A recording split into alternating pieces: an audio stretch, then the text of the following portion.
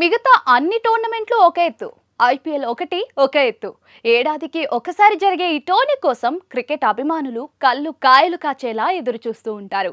అన్ని దేశాల ప్లేయర్లు కలిపి ఆడే ఈ టోర్నీలో మ్యాచ్లన్నీ కూడా మంచి మజా ఇస్తాయి అనడంలో ఎటువంటి సందేహమూ లేదు. దాంతోపాటు ఇది T20 టోర్నమెంట్ కావడం వల్ల కూడా అభిమానులు ఫుల్ ఎంజాయ్ చేస్తారు.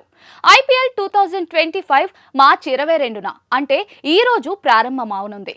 తొలి మ్యాచ్లోనే Chennai Super Kings, Royal Challengers జట్లు తలపడడంతో ఈ మ్యాచ్ పై భారీ హైప్ అయితే నెలకొంది. ఇప్పటికే ఈ మ్యాచ్ కోసం రెండు జట్లు చెన్నైలో ప్రాక్టీస్ మొదలు పెట్టేశాయి. ఇక ఈ ఐపీఎల్ కోసం బీసీసీఐ కొత్త రూల్స్ ను కూడా ప్రవేశపెట్టేసింది. ఇంతకు ముందు ఐపీఎల్స్ లో లేని విధంగా ఈసారి 4 కొత్త రూల్స్ ను ప్రవేశపెట్టింది బీసీసీఐ. ఇందులో మొదటిది ఓవర్ కు 2 బౌన్సర్లు. ఇప్పటి వరకు ఫాస్ట్ బౌలర్లు క్రికెట్లో ఒక ఓవర్లో ఒక బౌన్సర్ మాత్రమే వేసే రూల్ ఉంది. కానీ ఇప్పుడు దాన్ని మారుస్తూ ఒక ఓవర్లో ఫాస్ట్ బౌలర్ 2 బౌన్సర్లు వేయడానికి అనుమతినిచ్చింది.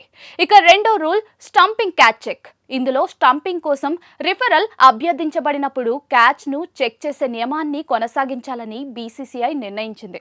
దీని ప్రకారం స్టంపింగ్ నిర్ణయాలను ఖరారు చేసే ముందు క్యాచ్ల కోసం చెక్లను చేర్చడం వలన ఫీల్డింగ్ నిష్పక్షపాతంగా ఉంటుందని చెబుతోంది. మూడో రూల్ స్టాప్ క్లాక్ రూల్. ఈసారి దీనిని ఆపేసింది బీసీసీఐ. ఓవర్కు మధ్య 60 సెకండ్ల కంటే ఎక్కువ గ్యాప్ ఉండకూడదన్న రూల్ T20లో ఉంది. కానీ ఇప్పుడు అది ఐపీఎల్కు వర్తించదని చెప్పింది. ఓవర్లకు మధ్య ఎలక్ట్రానిక్ గడియారాన్ని చూపిస్తారు. నిర్ణీత సమయంలోపు ఓవర్ల కోటా పూర్తి చేసేలా ఇరు జట్ల కెప్టెన్లను ఈ కొత్త నిబంధన అలర్ట్ చేస్తుంది. అంతేకాదు ఫీల్డింగ్ టీంకు ఓవర్ల మధ్య 60 సెకండ్ల టైం ఉంటుంది. స్టాప్ క్లాక్ లో 0 వచ్చేంత వరకు మరో బౌలర్ ఓవర్ వేయాల్సిందే. నాలుగోది స్మార్ట్ రిప్లే సిస్టమ్. ఇదొక కొత్త టెక్నాలజీ.